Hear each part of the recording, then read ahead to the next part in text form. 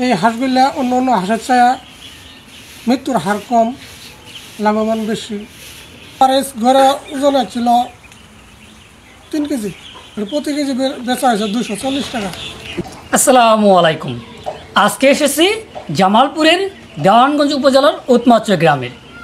এই গ্রামের শফিকুল ইসলাম দীর্ঘ বছর ধরে বিভিন্ন ধরনের হাঁস পালন করে আসছেন।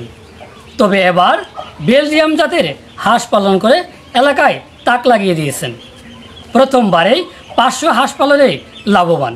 কিভাবে তিনি এই হাঁস পালনে যাত্রা শুরু করলেন, কতটুকু ঝুঁকি এই হাঁস পালনে, বিস্তারিত এই তরুণ উদ্যোক্তার কাছ থেকে আমরা জানব।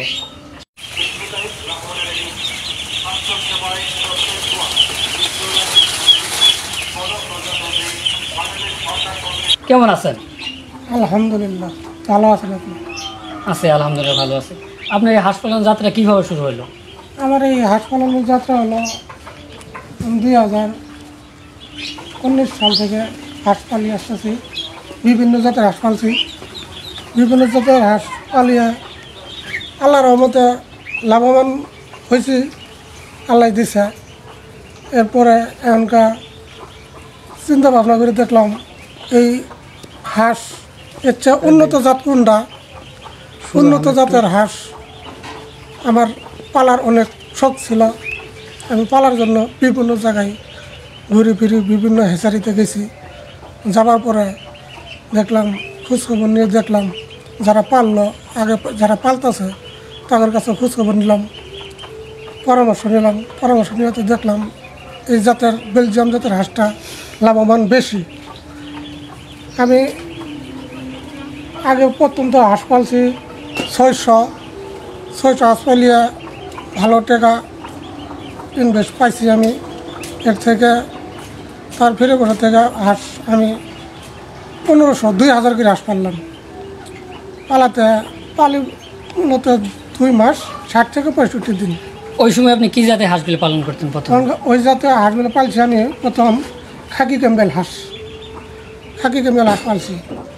এভাবে খাকি ক্যাম্বেল হাঁস 5 বছর পাললাম। পালার পরে অনেক হাঁসারিতে খোঁজখবর নিয়ে দেখলাম তারপরে এই বেলজিয়াম জাতের হাঁসের যাত্রা শুরু করলেন। এই নতুন কি জাত লাভ এই বেশি। হাঁস পালন যাত্রা শুরু আগে আপনি কোথাও কোনো যারা আগে পালন করছে তাদের সাথে কাজ করছিলেন বা তাদের থেকে দেখছিলেন? হ্যাঁ, আমি তাদের সাথেও কাজ করছি। কাজ করিয়া এটা মানে পালনের যে নিয়মকানুনটা এগোর কাছ থেকে পরামর্শ নিয়েছি। এগোর কাছ থেকে ওগর ডাব পালি দিয়া আমি শিখে আইছি। এটা হলো দ্বিতীয় সেট। এর আগেও আমি 500 পালছি। 500 পালাতে আমি অনেক লাভবান হয়েছি। প্রথমবার আপনি যে হাঁস পালন শুরু করলেন, বাচ্চাটা কোথা থেকে আনছিলেন? প্রথমবার বাচ্চা নিয়েছি আমি কিশোরগঞ্জ নান্দাইল থেকে। কত বাচ্চা নিয়ে আসছেন? আমি বাচ্চা আনছিলাম 500। কত করে, মানে প্রতি পিস কত করে নিয়ে আসছিলেন? প্রতি পার পিস নিয়েছি আমি 120 টাকা। 120 টাকা করে। জি। এখানে বিক্রি যখন করছেন কতদিন পর্যন্ত লালন পালন করছেন? আমি এটা লালন পালন করছি 45 দিন পর্যন্ত। 35 দিন পরে বিক্রি উপযোগী হয়েছে। বিক্রি উপযোগী হয়েছে, বিক্রি করে দিছি। আর এখানে যে লালন পালন করছেন, খাবার খরচ কেমন গেছে এবং কী কী খাওয়াইছেন রোগ বালাই, এটা একটু বিস্তারিত বলেন। এটা খাবার খরচ প্রথমত বোর্ডিং করা লাগে। বোর্ডিংয়ে ঠান্ডা, তারপরে ভিটামিন, ক্যালসিয়াম এগুলা খাওয়ার লাগে। তার পাশাপাশি খাদ্য হলো প্রথম দিনে মুড়ি খাওয়ার লাগে। তারপরে মুড়ি একদিন খেলে, একদিন খাওয়ার পরে মুড়ি যে ব্রয়লার খাদ্য আমি এগুলা খাওয়াই লালন পালন করছি। তাহলে খাবার আপনি 45 দিনের মধ্যে কত বস্তা খাবার গেছে? 45 দিনে আমার খাবার গেছে 60-62 বস্তা। কত খরচ পড়ছে খাবারে?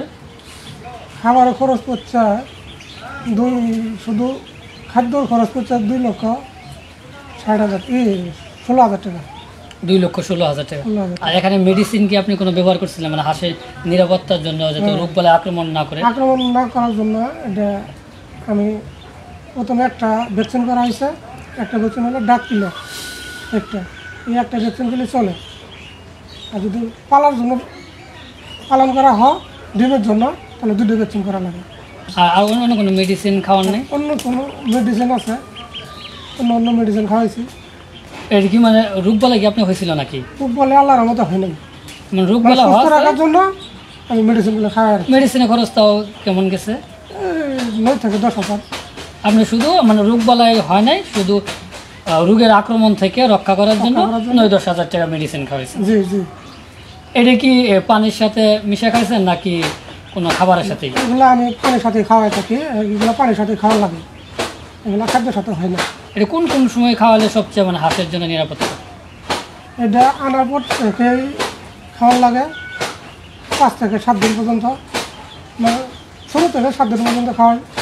এরপরে আবার মাঝখানে 10 দিন গ্যাপ যা, 10 দিন পরে আবার 20 দিন, 18 থেকে 25 দিন পর্যন্ত আবার 4 দিন 5 দিন খাওয়াই। আবার মাঝখানে আবার 10 দিন গ্যাপ আছে, 35 দিন থেকে আবার 40 দিন পর্যন্ত খাওয়াই, 5 দিন থেকে। রোগবালাই মানে বাচ্চাটা থেকে মারা গেছিল, যেহেতু রোগবালাই হয়নি, এমনি আল্লাহর স্বাভাবিকভাবে রহমতে মারা গেছিল। এটা বোর্ডিংয়ে থাকতে আমার 3টে বাচ্চা মারা গেছে। আমরা এতক্ষণ প্রথম শেডে হাঁস পালন সম্পর্কে শুনছিলাম, কিভাবে তার এই হাঁস পালনের যাত্রা এবং কোথায় থেকে বাচ্চা আনছিল। এখন তার দ্বিতীয় শেড চলমান। চলুন দ্বিতীয় শেডের হাঁসের বাচ্চাগুলো একটু দেখে নিই আর তার সাথে কথা বলতে বলতে। এখানে আপনি কত বাচ্চা আছে? এখন প্রথম ছোটো বাচ্চা আছে, দ্বিতীয় ছোটো আমরা 5 নিয়ে যাচ্ছি। আজকে এই বাচ্চা কই দিনের? আজকে বাচ্চা 7 দিন। 7 দিনের বাচ্চা না? এখন খাবার এগুলো মানে ছোটো দানাদার না? ছোটো দানাদার খাওয়াইতেছি। খাওয়া কি পরিবর্তন করা লাগবে দানাদার পরে কি? কালকে থেকে খাওয়া পরিবর্তন করা লাগবে, একটু বড় দাম দেওয়া লাগবে। আচ্ছা, পরিচর্যার বিষয়টা কীভাবে পরিচর্যা করা লাগে বা এই হাঁস কি পানির মধ্যে রাখা লাগে কিনা? এটা আজকে 7 দিন বয়স। রাত্রেবেলা লাইটে হিটে রাখি, আর সকালে ওখান থেকে আর ঘরে রাখি, মানে রাত্রে ওখানে গ্যাস হয়ে যায়, গ্যাস থেকে মুক্ত করার জন্য আর ঘরে রাখি। ঘরে একটু ওদের আলো বাতাস আসে, ওদের তাপ আসে, তাপে থাকলে বাচ্চারা সুস্থ থাকে, সবল থাকে, ঠান্ডা থেকে উদ্বেলা থেকে মুক্ত থাকে। এক জায়গায় আঁকাটা না আঁকাটাই সবচেয়ে উত্তম। আমরা তো জানি যে হাঁস পালনের জন্য পানি হলো সবচেয়ে গুরুত্বপূর্ণ, কারণ হাঁস পানিতে রাখা লাগে। সেক্ষেত্রে আপনার এই হাঁসটা পানিতে রাখা লাগে কিনা বা কতদিন পর পর পানির যে বিষয়টা, এটা কীভাবে এই করেন? এই হাঁসগুলো আমার এখন তো 7 দিন বয়স, আর 7 দিন পরে 14 দিন বয়সে আমার পানিতে লাগানো লাগবে। প্রথম দিন হালকা 10 থেকে 15 মিনিট সময় পানিতে রাখা লাগবে। তারপরের দিন থেকে একটু একটু সময় বাড়াইয়া আবার উপরে, আবার তাপমাত্রা যদি বেশি থাকে 2 ঘন্টা 1.5 ঘন্টা পানিতে রাখি। কারণ আবার তাপমাত্রা কম থাকে, কম থাকার কারণে আমার পানিতে কম রাখা লাগে। এটা কে পানিতে বেশি রাখলে কি হাঁসের ঠান্ডা লাগে? এগুলা এই যে দানাদার খাবার কারণে শরীরটা হিট বেশি থাকে, হিট বেশি থাকার কারণে পানিতে বেশি ভিজলে ঠান্ডা লাগতে পারে। ঠান্ডা লাগলে সমস্যা হবে, মৃত্যু হার বাড়িয়ে আসবো, ওজন কমে আসবো, বড় হবো না। তাহলে আমাদের দেশীয় জাতের যে হাঁসগুলো আছে তার চাইতে এর মানে সুস্থতার জন্য পানির মধ্যে মানে কম রাখাটাই সবচেয়ে ভালো। কম রাখাটা সবচেয়ে ভালো, নিয়মিত রাখা লাগে। নিয়মিত রাখা লাগবে যাতে। আর দেশি হাঁসগুলা কোনো নিয়ম কারণ নাই, পানিতে ছাড়িয়ে দিলে কোনো সমস্যা নেই। ওজন বৃদ্ধির জন্য তো কি কোনো ধরনের বাড়তি কোনো খাবার, গ্রামীণ খাবার বা কোনো ভিটামিন ব্যবহার করেন? এর সাধারণ ধরনের ভিটামিন, কোনো অন্য ধরনের ভিটামিন না। এই ভিটামিন খাওয়ানিতে কোনো ক্ষতি নাই, লাভ আছে। সুস্থ রাখার জন্য যা খাওয়ানো দরকার তাই খাওয়াই। কী করছেন? জি, আমি 45 দিন পরে হাঁস বিক্রি করছি। এই 45 দিনে প্রতিটি হাঁসের ওজন কেমন হয়েছিল ঘরে? এভারেজ ঘরে ওজন ছিল 3 কেজি। 3 কেজি? ছোটো বড়ো মিলে 3 কেজি। বড়োটা 3 কেজি 200, 100, আবার ছোটোটা 2 কেজি 800, 900, এভারেজ 3 কেজি ওজন হচ্ছে। এগুলো বিক্রি কীভাবে করলেন? এগুলো বিক্রি করলাম ঢাকা থেকে, ব্যাপারী আছে যোগাযোগ আছে। যখন সময় হয়েছে ব্যাপারীর কাছে ফোন দিয়েছে, ব্যাপারী আসিয়া আর দাম দর করে নিয়ে গেছে, মোবাইলে দাম দর কাটা। ব্যাপারীর কাছে পরিচয়টা ওই হেচারি থেকে যে আমরা বাচ্চাটা নিয়ে আসি, ওই হেচারিয়ালের সাথে যোগাযোগ আছে। এই বাচ্চাটা কোন জায়গায় গেল পরে যোগাযোগ করি, আমাদের নাম্বার আছে হেচারিয়ালের কাছে। হেচারিয়ালা এই ব্যাপারের কাছে নাম্বারটা দিয়ে দেয়, ব্যাপারে আমার সাথে যোগাযোগ করে। তাহলে প্রতিটা হাঁস আপনি মানে কেজি ধরে বিক্রি করছেন নাকি হাঁসে পিস হিসেবে? জি জি, কেজি ধরে, এগুলো আর হাঁস কেজি ধরে বিক্রি হয়। এটা কি সারা বাংলাদেশে এইভাবে বিক্রি হচ্ছে? এইভাবে বিক্রি হয় সারা বাংলাদেশে। তো প্রতি কেজি কত করে দাম পড়ছে? প্রতি কেজি বেচা হয়েছে 240 টাকা। 240 টাকা, এটা পাইকারি বাজার। পাইকারি বাজার। যদি খুচরা কিনতে যাই একটা হাঁস খাওয়ার জন্য, সেক্ষেত্রে কত কেজি দোকানে বাজারে? দোকানে গেলাম ধর প্রতিটা কেজি লাগবে 350 থেকে 400 টাকা। তাহলে আপনাকে যে এত কম দিলে এটা কি আপনি মানে অন্য লাভ কি আর বেশি হইতো না? লাভ ওইভাবে বিক্রি করা তো আমাদের পক্ষে সম্ভব না। আমরা তো বেশি হাঁস লালন পালন করি, ওরা তো মনে করেন একজন গাড়ি ভরে নিয়ে যা বড় ব্যাপারী নিয়ে যা পরে ফরিবার কাছে বেশি ফেলা, এই হাঁসগুলি দুইটা তিনটে বেচা হয়ে যায়। মানে হাত বদলের মাধ্যম দিয়ে বিক্রি হচ্ছে। তাহলে এখন আপনি মানে এই হাঁসটা যে পালন করতেছেন বা এক সেট বিক্রি করলেন, প্রথম সেটে আপনার লাভের পরিমাণটা কেমন এসে খরচ বাদ দিয়ে? সব খরচ বাদ দিয়ে প্রথম সেটা লাভের পরিমাণটা আসছিল 7,500 টাকা। 7,500 টাকা। এখন অন্যান্য হাঁস পালন চাইতে এই হাঁস পালনে কি আপনি কি মনে করেন? অন্য হাঁস পালনের থেকে হাঁস পালনে লাভও ভালো, পরিশ্রমও কম, মৃত্যু ঝুঁকিটা বলতে নেই, মৃত্যু ঝুঁকিটা খুব কম। তাহলে যদি না পালন করি, যে আর বেশি সময় পালন করি বাড়তি ওজনের জন্য, লাভের জন্য, সেক্ষেত্রে কি কোনো ক্ষতি হবে কিনা? সেক্ষেত্রে ক্ষতি হবে না। এটা 60 দিন পর্যন্ত পালা যাবো। 60 দিনে 5 থেকে 6 কেজি ওজন আসবে, তখন লাভের হারটা একটু কমে আসে। কারণ তখন খাদ্যটা বেশি খায়। আর 45 দিন না পুরা খাবার উপযোগী হয়, এর ভিতরে কোনো ছোটো কাটা ফেরে থাকে না, পরিপূর্ণ খাবার উপযোগী। যেহেতু প্রথমবার পালছি, সফলতা পাইছি, লাভ হয়েছে,